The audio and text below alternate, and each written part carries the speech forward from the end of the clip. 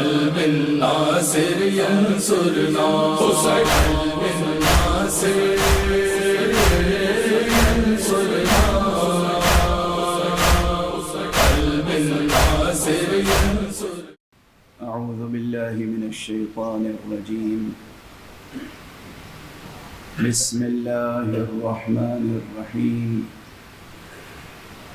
الحمد لله رب العالمين، والصلاة والسلام على أشرف الخلائق أجمعين، سيدنا وسيد الأولين والآخرين، حبيبنا وحبيب إله العالمين،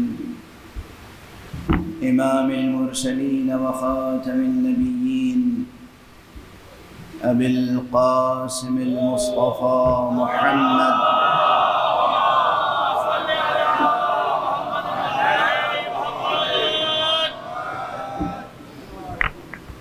وعلى أهل بيته الطيبين الطاهرين الهداة المهديين المعصومين المظلومين، واللعنة الدائمة على أعداء الحق والدين. أما بعد، فقد قال الله تعالى عز اسمه في محكم كتابه ومتقن خطابه. بسم الله الرحمن الرحيم.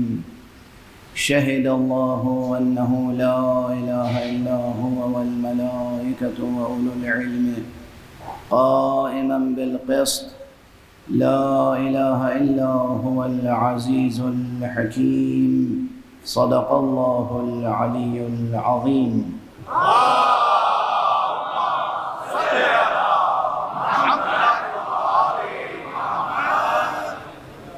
ایک اور بلند تر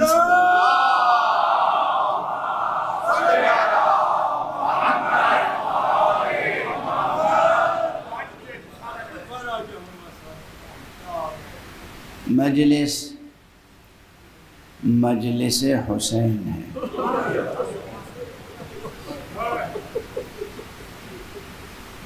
کل محرم کا چاند نمودار ہو چکا ہے.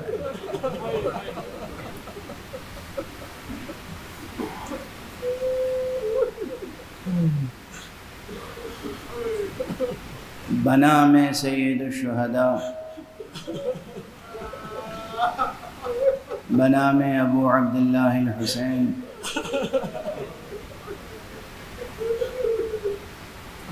قرآن کے مکاتب کھل گئے.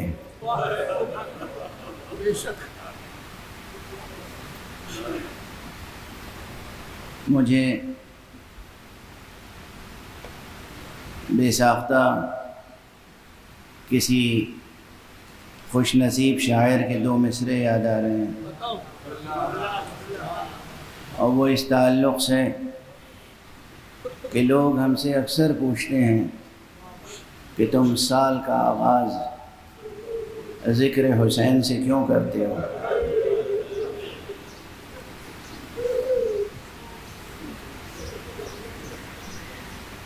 بہت سی باتیں کہیں جاتی ہیں، مگر شعر کا کمال یہی ہوتا ہے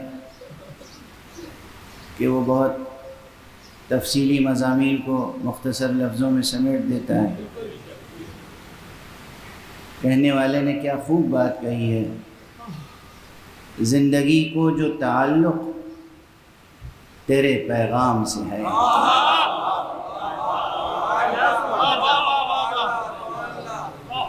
زندگی کو جو تعلق تیرے پیغام سے ہے، ہر نئے سال کا آغاز تیرے نام سے.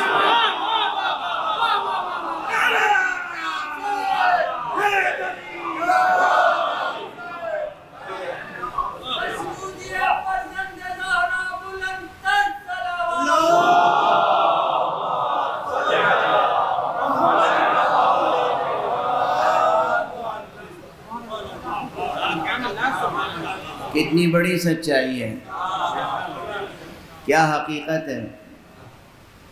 زندگی کو جو تعلق تیرے پیغام سے ہے، ہر نئے سال کا آغاز تیرے نام سے۔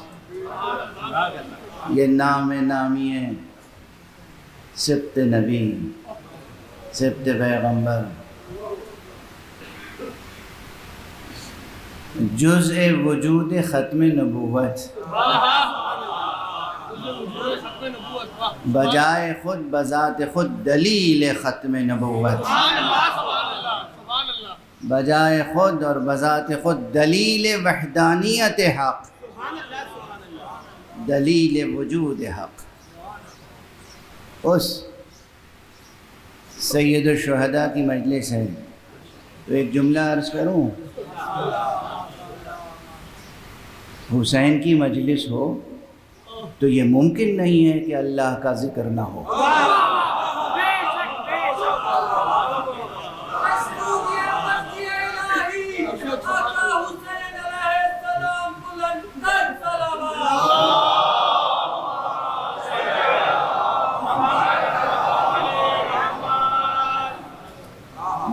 بزم حسینی ہو اور اللہ کا ذکر نہ آئے، ممکن ہی نہیں ہے، ممکن ہی نہیں ہے۔ یہاں جس طریقے سے خدا کی یاد دلائی جاتی ہے، کسی اور بزم میں ممکن نہیں ہے۔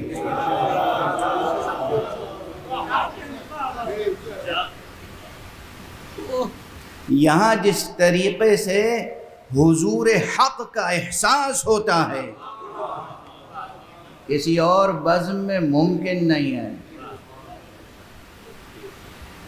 اور اسی مناسبت سے میں نے اس مرتبہ قرآن حکیم کی ایک ایسی آیت کا انتخاب کیا ہے کہ جو غرر آیات قرآنیہ میں سے ہے۔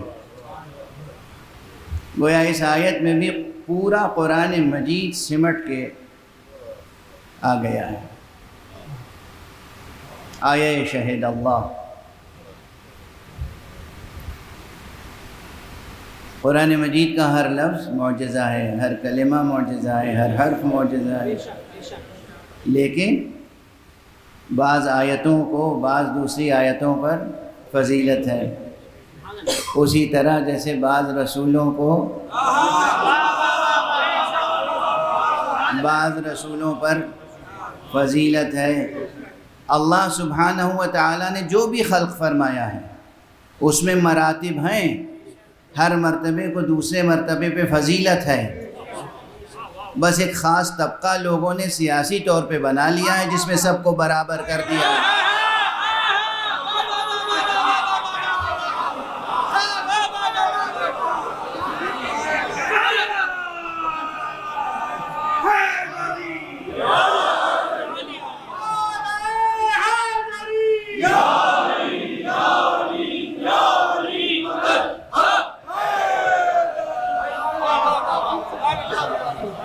وہ سیاسی نظریہ ہے، اس کا دین سے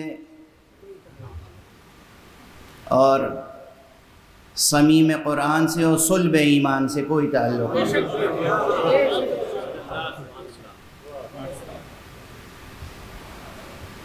تو یہ جو آیت کریمہ ہے یہ قرآن مجید کی عظیم ترین آیتوں میں سے ایک ہے۔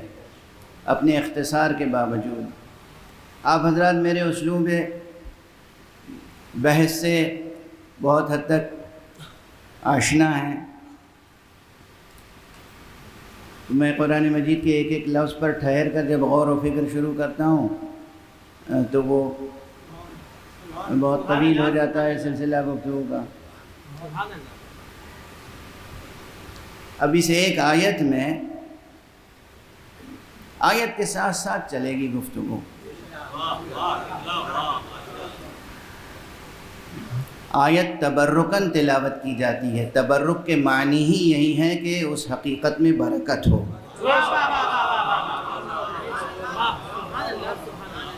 آپ جب کسی کو تبریک پیش کرتے ہیں تو اس کے کیا معنی ہے؟ میں آپ کو تبریک پیش کرتا ہوں مثلا کہ آپ عزائے حسین سے وابستہ ہیں۔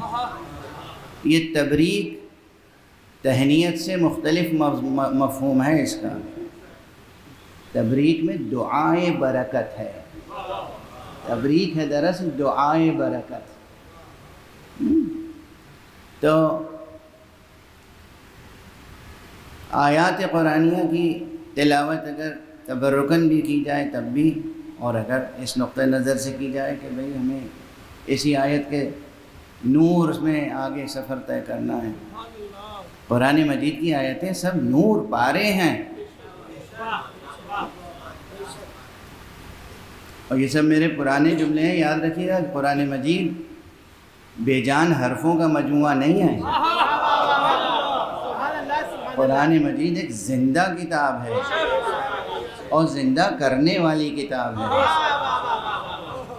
خود زندہ ہے اور زندگی عطا کرتی ہے۔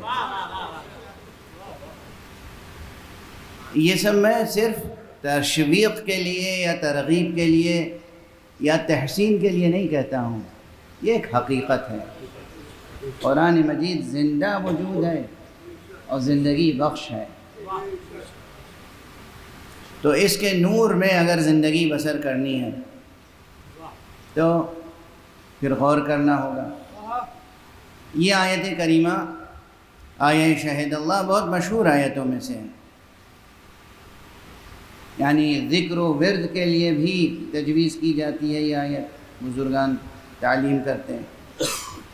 فکر اور عمل کے لیے تو ہے ہی ہے پورا قرآن، صرف ذکر و ورد کے لیے نہیں ہے، فکر و عمل کے لیے ہے۔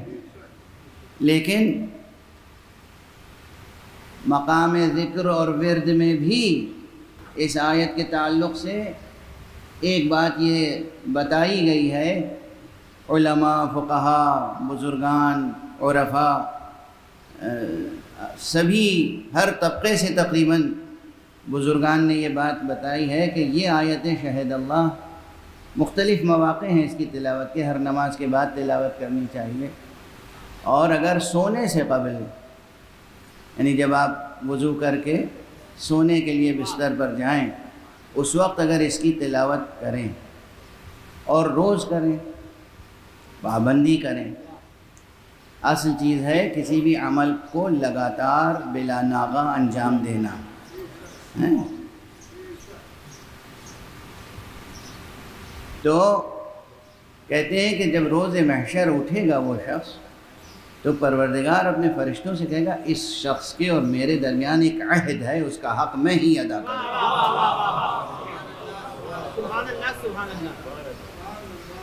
تو گویا یہ ایک عہد توحید ہے، یہ ایک رشتہ توحید کو مستحکم کرنے والا عہد ہے، یہ حضرت حق سے، رب الارباب سے، پروردگار سے رشتے کو مستحکم کرنے والا ایک عہد و پیمان ہے۔ اور اگر بندہ روزانہ یہ عہد و پیمان دہراتا رہے تو روز محشر اسے یہ انعام ملے گا کہ فرشتے حیرت زدہ رہ جائیں گے جب حضرت حق کی خود آواز آئے گی کہ اس بندے سے میرا ایک عہد و پیمان ہے اور میں ہی اس کا حق ادا کروں گا۔ یہ وہ آیت ہے جو میں نے آپ حضرات کے سامنے تلاوت کی ہے، اور انشاءاللہ جہاں تک میری آواز جا رہی ہے مجھے یقین ہے کہ آج سے آپ حضرات اسے ترک نہیں کریں گے۔ کسی ایک آیت کے وفادار ہو کے دیکھیے،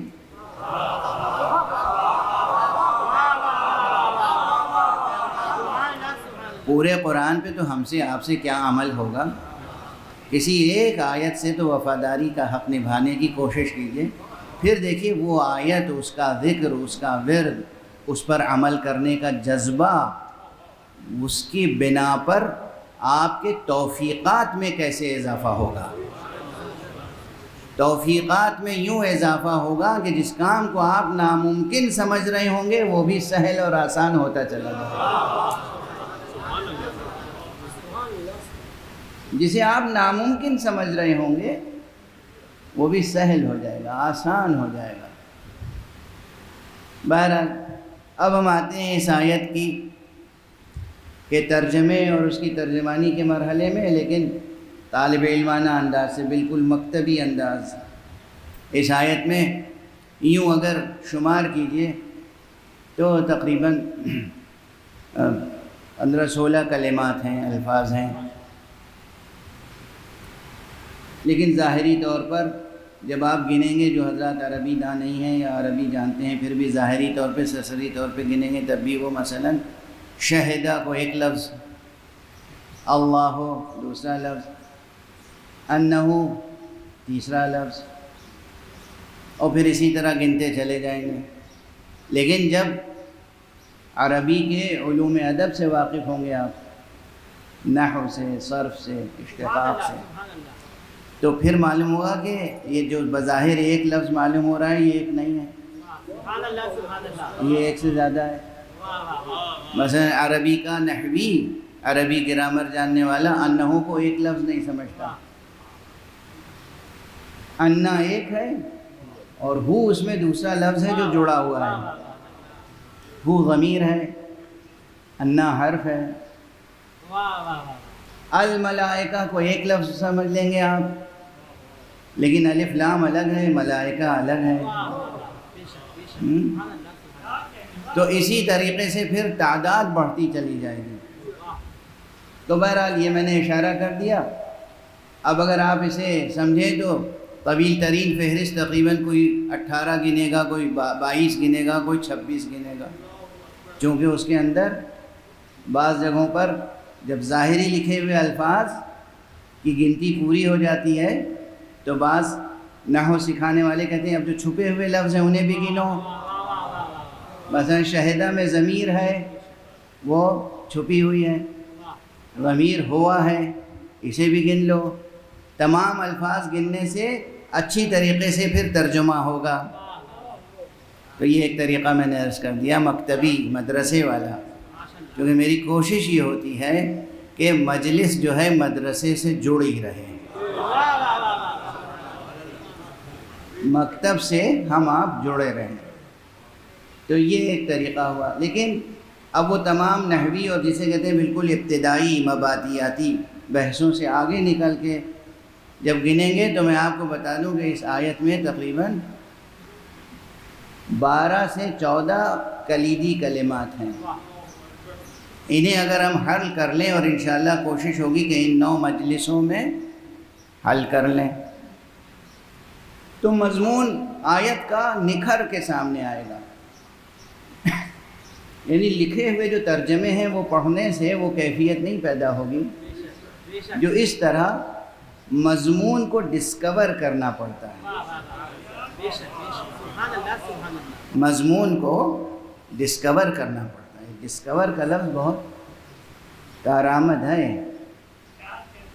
الفاظ معانی کا اظہار بھی کرتے ہیں، معانی کے اظہار کا وسیلہ بھی بنتے ہیں، اور الفاظ ہی معانی کا پردہ بھی بن جاتے ہیں۔ وہ ریاضت کرو کہ معنی بے لفظ تک پہنچ جاؤ۔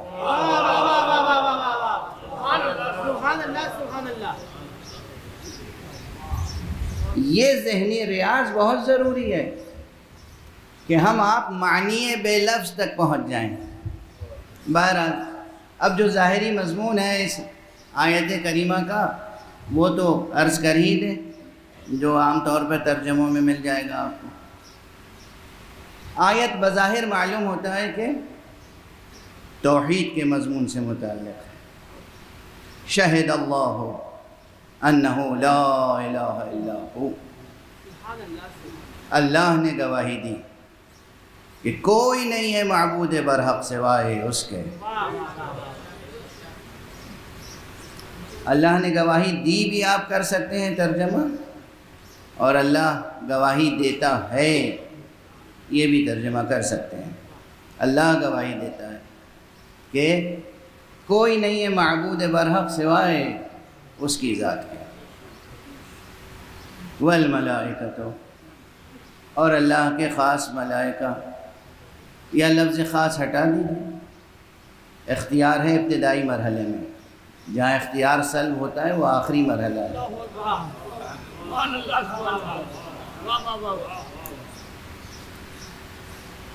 اور اس کے ملائکہ گواہی دیتے ہیں، وہ اولو العلم، اور وہ گواہی دیتے ہیں جو اہل علم ہیں۔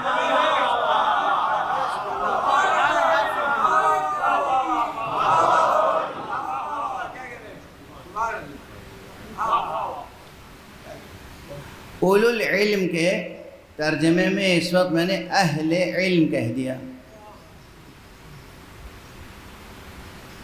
لیکن اولو العلم کے معنی میں ترجمے میں عام طالب علم شریک نہیں ہو سکتے۔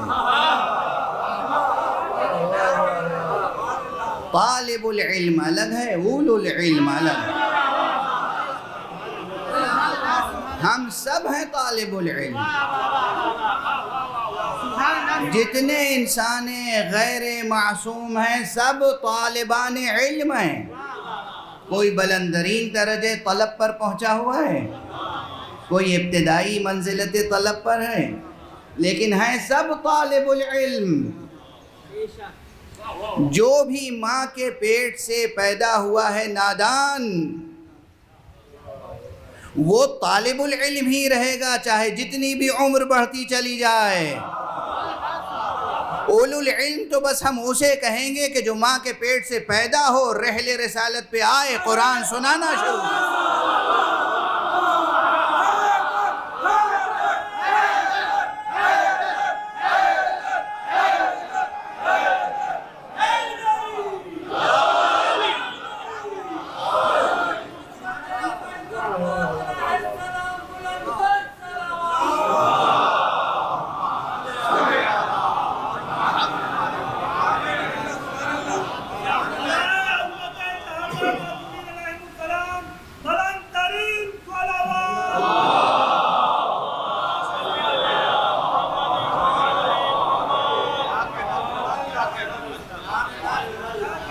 شہد اللہ انہ لا الہ الا ہو والملائکۃ واولو العلم قائما بالقسط۔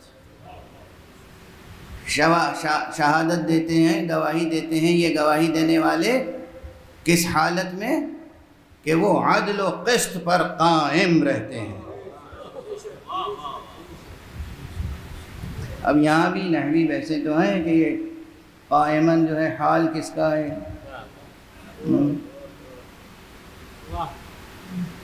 اور اس کے بعد پھر آخر میں بطور تاکید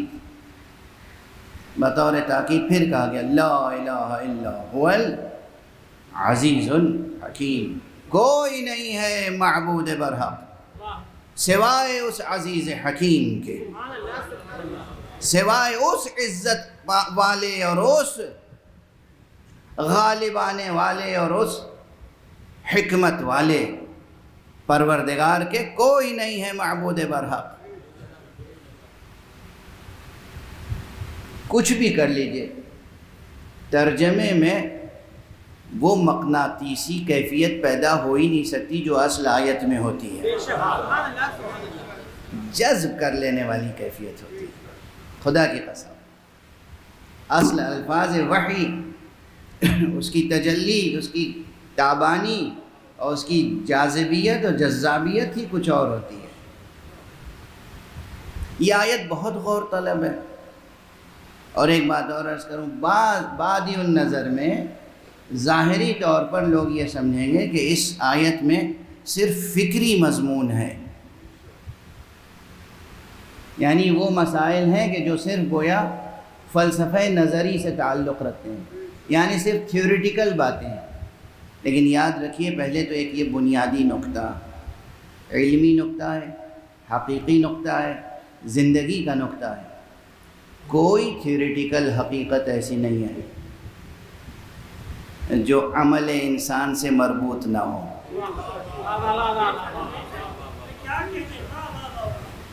اور اگر کوئی انسان یہ سمجھتا ہے کہ اس کے پاس کوئی ایسا عقیدہ ہے جس کا عمل سے تعلق نہیں ہے تو وہ نادانی کرتا ہے، نادانی ہے۔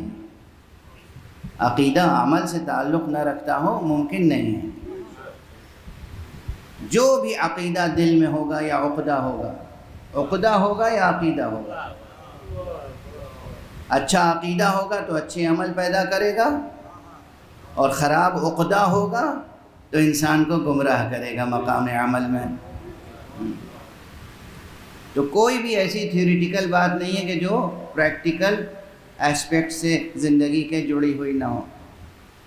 تو یہ دھیرے دھیرے عرض کروں گا آئندہ مجالس میں انشاءاللہ۔ بظاہر یہ معلوم ہوتا ہے کہ یہ صرف نظری مباحث ہے، ہرگز نظری مباحث نہیں ہے، نظریہ بھی ہے، عمل بھی ہے، دعوت عمل بھی ہے، دعوت عمل بھی ہے۔ اور جب آپ اس مضمون پہ گفتگو آگے بڑھائیں گے تو سب سے پہلے ٹھہر کے لفظ شہدہ پر آ جائیں کہ شہدہ پہلا ہی لفظ ہے، پہلی مجلس میں پہلے کلمے پہ تھوڑی سی گفتگو ہو جائے۔ شہدہ، شین ہے دال، یہ روٹ ورڈ عربی میں بظاہر 3 معانی پر دلالت کرتا ہے۔ یہ عربی زبان کی خصوصیت ہے کہ اس میں ایک ایک لفظ بہت سے معانی پر دلالت کرتا ہے، اور یہ بھی خصوصیت ہے کہ ایک ایک معنی کے لیے عربی میں بہت سے الفاظ دلالت کرنے والے مل جاتے ہیں۔ عربی زبان کی ریچنس، اس کی ثروت، اس کی گہرائی اور گیرائی بہت ہے۔ اگر عربی زبان اتنی تہدار اور وسیع اور عمیق اور رچ نہ ہوتی تو پروردگار عالم اپنے آخری پیغام کے لیے اس زبان کا انتخاب نہ کرتا۔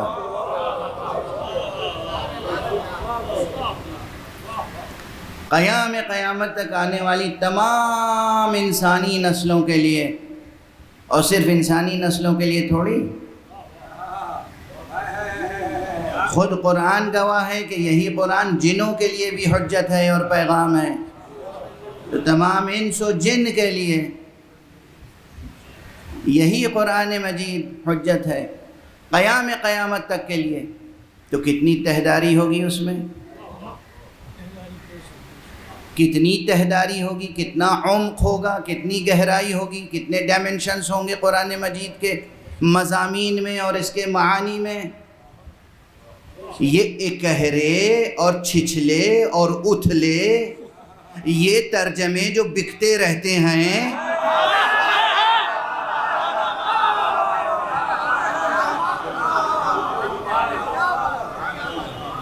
ان بازاری ترجموں میں کہیں قرآن کی حقیقت مل جائے گی آپ کو؟ قرآن ہے، قرآن میں بڑی گہرائیاں ہیں۔ ارے ہم کیا بتائیں آپ کو کہ ہم کو کن کن چیزوں کے طعنے دیے جاتے ہیں۔ جو لوگ خود کو اہل القرآن کہتے ہیں، جب ہم ان کے سامنے فضائل قرآن بیان کرتے ہیں تو وہ کہتے ہیں یہ کیا کہہ رہے ہیں،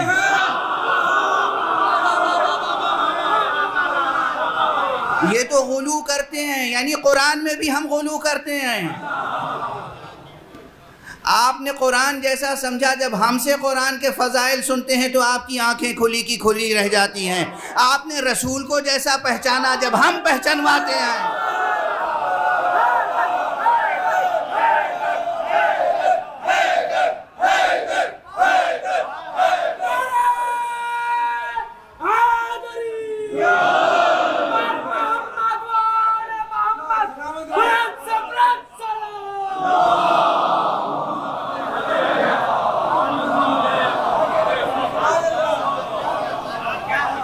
تو پھر یہ بات میں نے بڑے بڑے دانشوروں کی زبان سے سنی ہے خود، کہ جناب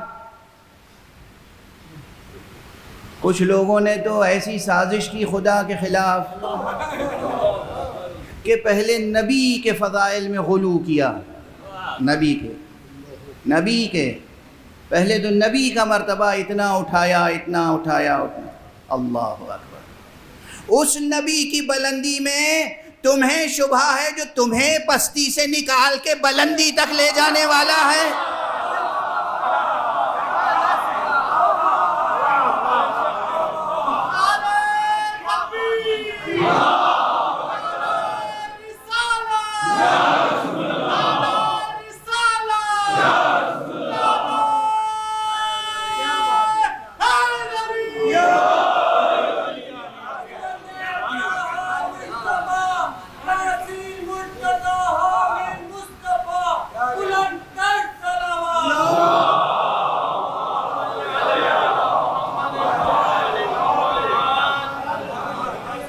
کاش جن صاحب نے یہ جملہ کہا ہے وہ میرے یہ جملے سن رہے ہوں. پہلے تو انہوں نے جناب ختمی مرتبہ پیغمبر کے فضائل کو، مراتب کو اتنا بڑھایا، غلو کیا اس میں. یعنی گویا آپ بلندی کی کسی اس منزل پر ہیں کہ آپ دیکھ کے بتا سکتے ہیں کہ پیغمبر یہاں ہیں یا یہاں ہیں یا یہاں. آپ کا قد کیا؟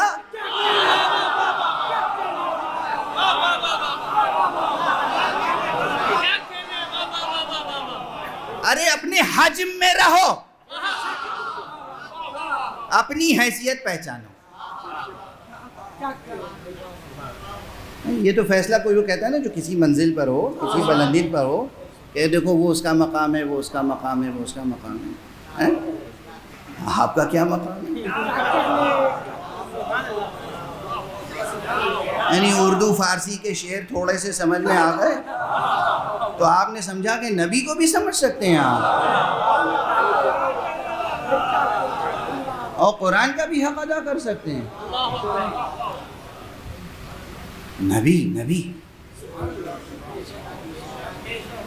نبی وہ ہیں کہ جو ہم کو اور آپ کو معرفت عطا کرنے والے ہیں، حق سبحانہ و تعالی. پر محمد و آل محمد بلند سے بلند سلام.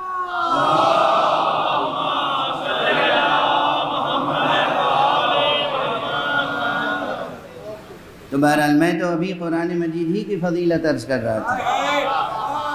قرآن کے فضل، یہ قرآن، یہ جو دو دفتیوں کے درمیان ہے، یہ قرآن، اس کا عمق، اس کی گہرائیاں، اس کے معانی کے فراز، اس کی بلندیاں، اس کے نامتناہی ابعاد. جی ہاں، نامتناہی ابعاد کہہ رہا ہوں، نامتناہی ابعاد. اس قرآن مجید کے نامتناہی ابعاد. اسے کسی ایک خاص شخص کے ترجمے اور تفسیر تک محدود نہیں کیا جا سکتا.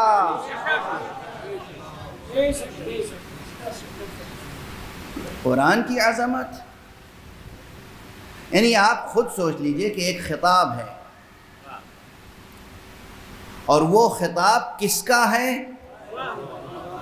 کس سے ہے، کس کے لیے ہے.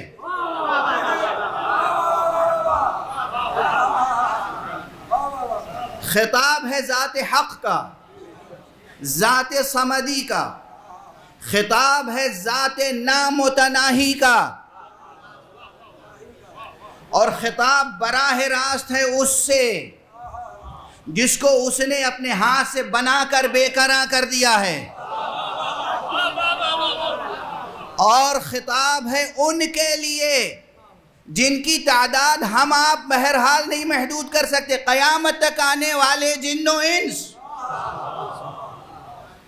اس ایک خطاب میں کیسی جوہریت، کیسی تہداری، کیسی گونا گوں حقائق ایک وحدت کے ساتھ بیان ہوئے ہوں گے. پہلے تو معانی قرآن میں وحدت میں کثرت اور کثرت میں وحدت کو درک کیجئے. اور ہمارے یہاں خود معانی قرآن میں، اس حقیقت قرآنیہ میں، قرآن ایک واحد ہے، ایک واحد ہے، ایک واحد بسیط. اپنی حقیقت کے لحاظ سے، لفظوں کے لحاظ سے نہیں، حرفوں کے لحاظ سے نہیں. قرآن ایک واحد ہے، اور اس واحد میں کس کثرت سے مضامین ہیں. زندگی کے، حیات کے، کائنات کے کتنے اسرار و رموز ہیں کہ خود حق سبحانہ و تعالیٰ فرماتا ہے کہ ہم نے کوئی شے ایسی نہیں ہے کہ جسے قرآن مجید میں بیان نہ کر دیا. تو ہر شے، وہاں تو ہر شے ہے. میں تو صرف جن و انس کی بات کر رہا ہوں. یہ ہے قرآن مجید کی بے قرانی کا عالم. اور اس کے ایک ایک کلمے میں، اب شہدہ میں جو میں نے عرض کیا کہ شہدہ میں اہل لغت بنیادی طور پر 3 معنی لکھتے ہیں. شین ہا دال اصل يدل على الحضور والعلم والاعلام، یعنی یہ شین ہے دال کا مادہ وہ ہے جس میں ایک معنی ہے حضور کے، حضور یعنی حاضر ہونا، دوسرے معنی ہے علم کے، تیسرے معنی اعلام کے، اعلام یعنی علم کو دوسرے تک پہنچانا، اعلان کرنا، اعلام کرنا۔ اچھا اب یہ جو بالکل مکتبی ہم چھیڑ دیتے ہیں نا لفظ و معنی کی بحث، جسے کہیے ہجے کرنا شروع کر دیتے ہیں، یہ بلا وجہ تھوڑی ہے۔ جو اہل ذوق ہیں وہ سمجھتے ہیں کہ اس میں کیا ذوقیات ہیں، اور جو بچے ہیں کم سے کم انہیں یہ شوق پیدا ہو جائے گا کہ چلو ہم بھی تو ہجے کرنا سیکھ لیں۔ تو یہ شوق پیدا کرنا بھی میرا ایک طریقہ ہوتا ہے۔ ایک زمانے میں جب ہم مدرسے میں پڑھاتے تھے پابندی سے دہلی میں، تو کوئی بھی بچہ راستے میں مل جائے، کہیں مل جائے، پوچھتے تھے بیٹا کیا پڑھتے ہیں آپ؟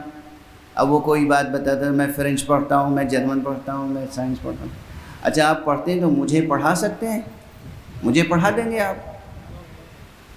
اب وہ ایک بار بھی اگر اس بچے سے کسی نے سوال کیا ہو کہ مجھے پڑھا دیں گے، تو اس کے اندر یہ جذبہ اور یہ فکر پیدا ہوگی کہ مجھے اگر کہیں پڑھانا پڑے تو کیسے پڑھاؤں گا۔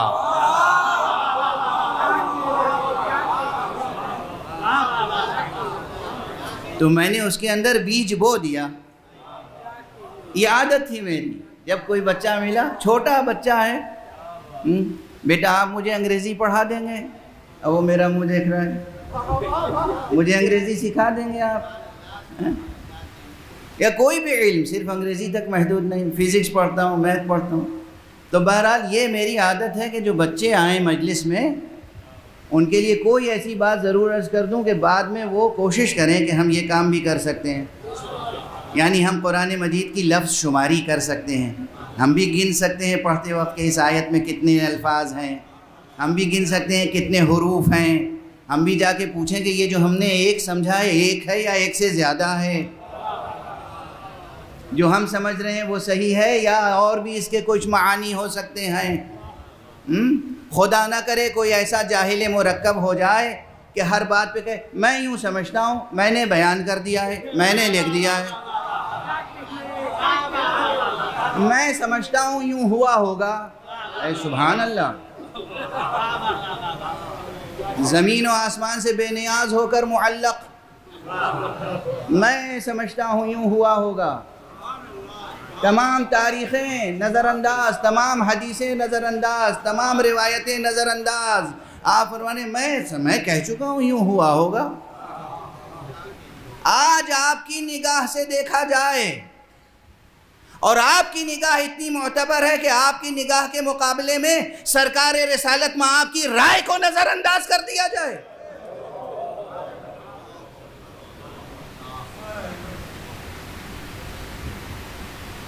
قرآن قرآن ہے، نبی ہے، فخر کریں، شکر کریں اس نبی کے ماننے والے ہیں جو اول النبیین بھی ہے، خاتم النبیین بھی ہے۔ محمد وآل محمد، بلند سے بلند صلوات۔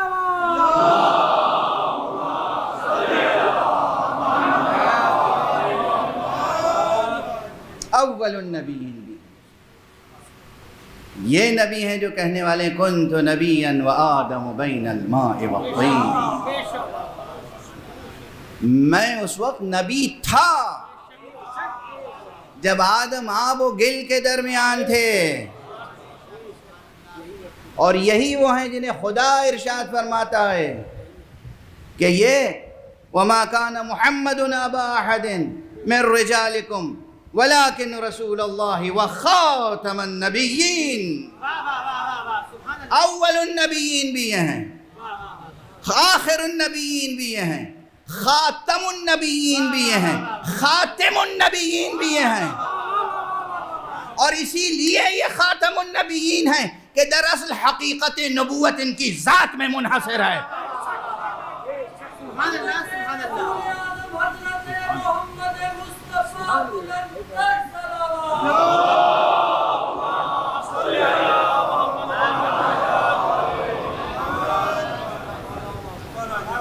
ہاں پھر میں یہ عرض کر کے آگے بڑھ جاؤں، آج وقت تقریباً تمام ہو چکا، کہ یہ میں ایک سے زائد مرتبہ ممبروں سے عرض کر چکا ہوں، غالباً 3-4 بار میں نے عرض کیا، اس سے زیادہ نہیں کیا ہوگا۔ خود مجھے اپنی کہی ہوئی بات بار بار دہرانا اچھا نہیں معلوم ہوتا، لیکن یہ بات بہت اہم ہے، اسے ذہنوں میں محفوظ رکھیے گا۔ اس میں ایک بڑا نظریہ پوشیدہ ہے کہ ختم نبوت کی حقیقت یہ ہے، اس کا فلسفہ یہ ہے، آقا حبیب کبریا در یتیم آمنہ، نور و فرزند عبداللہ، دل و جان عبد المطلب، سرمایہ فخر و ناز ہاشم، پروردہ آغوش ابو طالب۔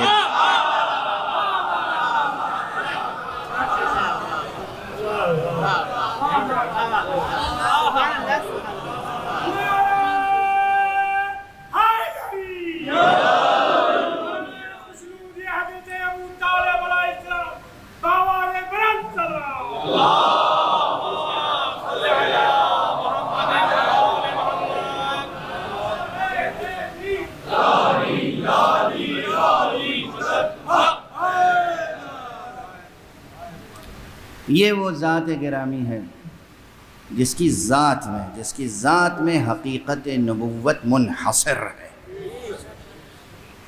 بڑی علمی بحث چاہیے اس میں، کئی دنوں تک گفتگو ہوتی رہے، اور بہت سے مکاتب فکر کے مبانی زیر بحث آئیں گے، مبادیات زیر بحث آئیں گے، ان کے ثمرات زیر بحث آئیں گے۔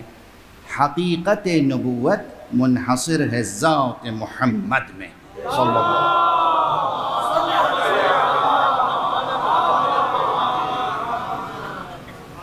یہ میں کیوں کہہ رہا ہوں؟ یہی سبب ہے کہ آپ ہی سے نبوت شروع ہوئی اور آپ ہی پہ نبوت ختم ہوئی۔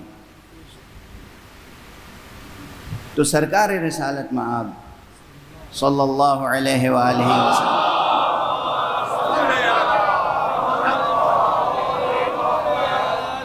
کے مراتب اور مقامات اور فضائل بھی بے کرا ہیں، ہماری نسبت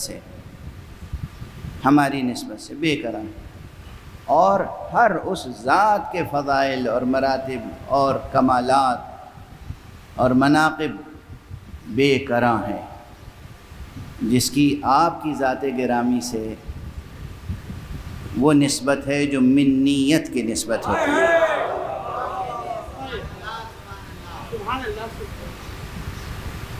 وقت گزر چکا ہے، اس لیے اب میں دامن بیان کو آج سمیٹ رہا ہوں۔ جس کے لیے کہہ دیا ہو پیغمبر نے منی، یہ مجھ سے ہیں، آپ اندازہ نہیں کر سکتے اس کا مرتبہ کیا ہے۔ اور ان تمام شخصیتوں میں سب سے پہلے تو ہمارے سامنے حضرت امیر المومنین علی ابن ابی طالب علیہ السلام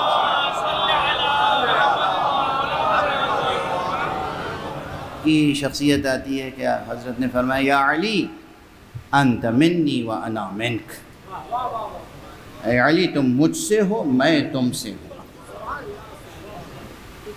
اچھا یہ وہ فقرے ہیں، میں کوشش کروں گا کہ وہی فقرے زبان سے عرض کروں جن فقروں کا کوئی انکار نہ کرتے بنے کسی سے، یعنی وہ کہیں گے تو ہاں فرمایا، آگے مگر لگا دیں گے۔ مگر اس کے معنی وہ نہیں ہیں جو آپ سمجھتے ہیں، معنی وہ ہیں جو میں سمجھتا ہوں۔ تو بھئی کم سے کم ہم آپ سے برابری تو کر سکتے ہیں کہ اگر آپ یہ کہہ سکتے ہیں کہ معنی وہ نہیں ہیں جو تم سمجھتے ہو، وہ ہیں جو میں سمجھتا ہوں، تو جواب میں بھی سر جھکا کے کہہ سکتا ہوں کہ جناب ہو سکتا ہے معنی وہ نہ ہو جو آپ سمجھتے ہیں، وہی ہو جو ہم سمجھتے ہیں۔ بات اتنی سی ہے، آپ نبی نہیں ہیں کہ آپ کا قول حجت ہو جائے، ہم آپ کے امتی تھوڑی ہیں، ہم تو مصطفیٰ کے امتی ہیں۔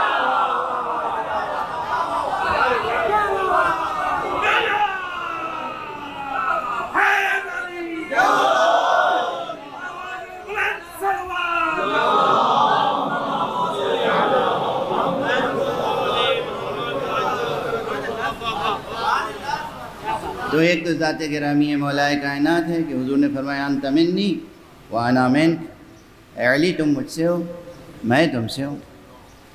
اور پھر اور شخصیتیں، لیکن بس اب وقت گزر چکا، تو ایک جملہ کہوں گا طبیعتیں منقلب ہو جائیں گی. سب سے مشہور قول جو ہے اس سلسلے میں نا، وہ سرکار سید الشہداء کے لیے ہے، حسین منی وانا منک.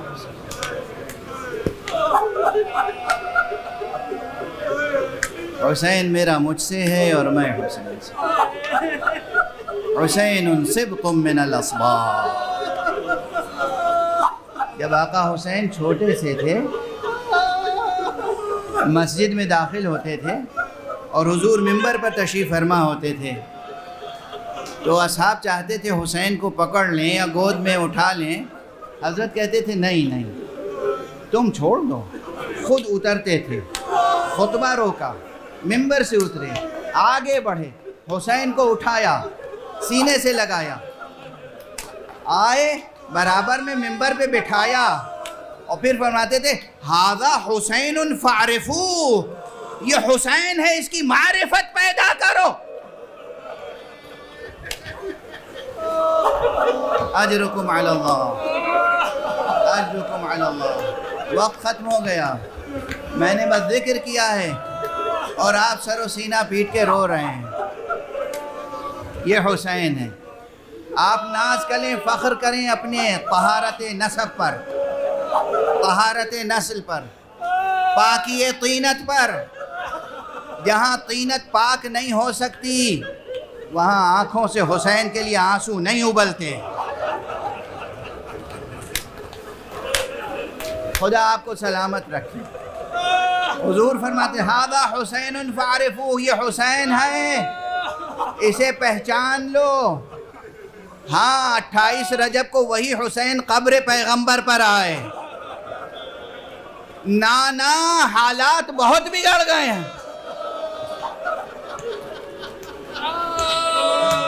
یا جدہ یا رسول اللہ، اے نانا اے رسول خدا، ھذا ابنک الحسین،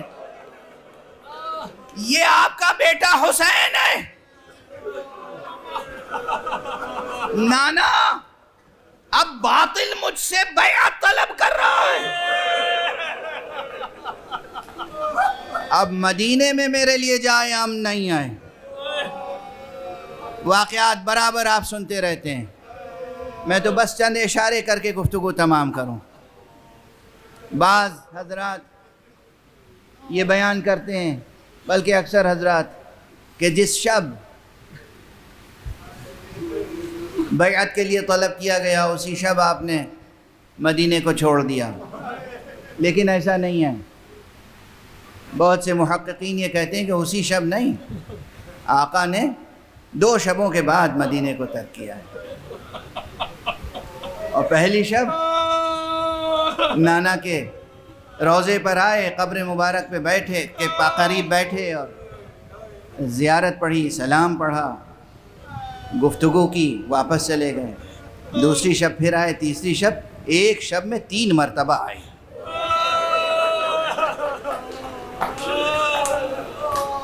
ابتدائی شب میں، پھر نصف شب، پھر آخر شب میں آئے اور رخسار کو تعویذ قبر پیغمبر پہ رہ کے خوب گریہ کیا،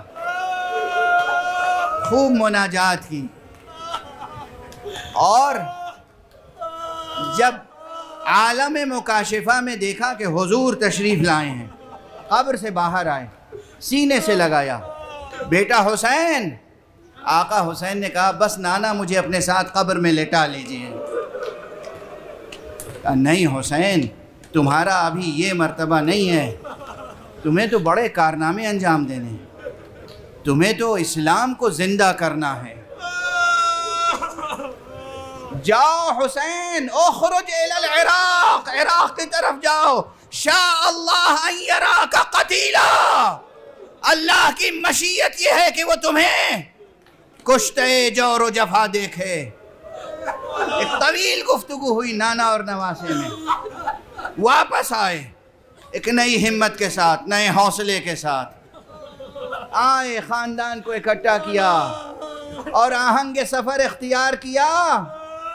تو جو بعض چاہنے والے تھے وہ آئے، یا ابا عبداللہ آپ کیوں تشریف لے جا رہے ہیں، کہاں جا رہے ہیں؟ دیکھیے کہیں جائیے عراق نہ جائیے گا، بوڑھی ماں کے برابر، نانی کے برابر، ام المؤمنین جناب ام سلمہ، بزرگ خاتون، ولیۃ اللہ، بزرگ خاتون آئیں۔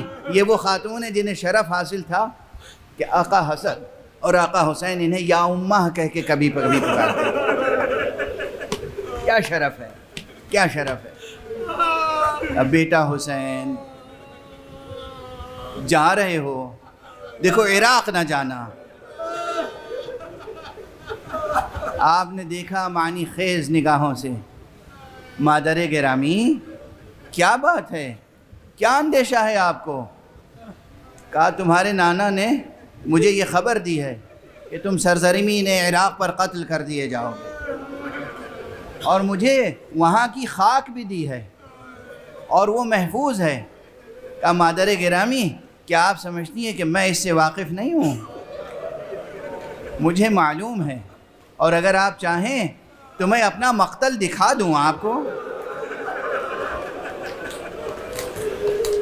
ایک روایت میں ابھی جو میں نے دیکھا اس کے الفاظ یہ تھے کہ آپ نے روح مبارک حضرت ام سلمہ پہ اپنا ہاتھ پھیر دیا بس، اور کہا دیکھیے تو اب جناب ام سلمہ کو منظر کربلا کا نظر آ رہا تھا، اور آپ نے اپنا دست مبارک بڑھایا، ایک مٹھی خاک اٹھائی، کہا اسے بھی ایک شیشی میں رکھ لیجئے گا، اور جب یہ شیشی دیکھتی رہیے گا، جب یہ خاک خون سے بدل جائے تو سمجھ لیجئے گا کہ آپ کا حسین مارا گیا۔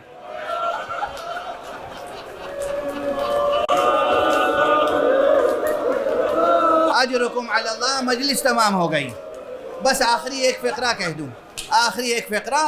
یہ فقرہ بھی تازہ نہیں ہے، لیکن دیکھیے دل پہ کیا کیفیت طاری ہوتی، کیا قیامت ٹوٹ جاتی، کیا بجلیاں سی کوند جاتی ہیں۔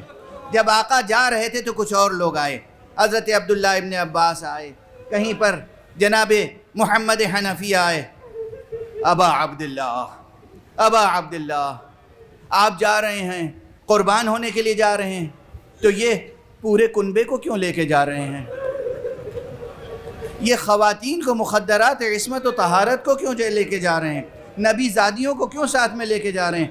آپ نے فرمایا نبی نے دو جملے فرمائے ہیں، ایک جملہ یہ ہے کہ شاء اللہ ان یراک قتیلا، دوسرا جملہ یہ شاء اللہ ان یراہن سبایا، اللہ کی مشیت میں یہ گزر چکا، انہیں اسیر ہونا ہے، انہیں اپنی چادریں دے کر حقیقتوں کو محفوظ کرنا ہے، انہیں اسلام بچانا ہے، انہیں قرآن بچانا ہے، انہیں حقیقت ختم نبوت کو بچانا ہے، انہیں حقیقت ولایت کو بچانا ہے۔ انا للہ وانا الیہ راجعون، رضا بقضائہ وتسلیما لامرہ۔ پروردگار ہمیں علوم قرآن اور معارف اہل بیت سے آشنا فرما۔ پروردگار ہمارے سینوں میں ہمیشہ چراغ توحید روشن رہے۔ پروردگار ہمارے ہاتھوں میں ہمیشہ دامان ختم نبوت رہے۔ پروردگار ہمارے قدم ہمیشہ صراط مستقیم ولایت پر گامزن رہے۔ پروردگار امت اسلامیہ کو سرفراز فرما۔ پروردگار امت اسلامیہ کے خطاؤں سے چشم پوشی کر درگزر فرما۔ پروردگار عفو فرما، اللہم العفو العفو العفو۔ پروردگار ہم سب کے گناہوں کو معاف فرما۔ پروردگار ملت اسلامیہ کی عادل رہبری کو محفوظ فرما۔ پروردگار ہمارے سروں پر علماء اعلام، مجتہدین عظام، فقہاء کرام کے سائے کو محفوظ فرما۔ پروردگار ملت میں اتحاد و یکجہتی پیدا کر۔ پروردگار ہمیں راہ خدا میں نقش قدم اہل بیت پر اپنی جانیں نثار کرنے کی توفیق کامل عطا فرما۔ پروردگار اپنے ولی اعظم ولی آخر کو اذن ظہور عطا فرما، اور ان کے ہاتھوں سے اپنی رحمت و رافت و عدالت کا پرچم لہرا دے۔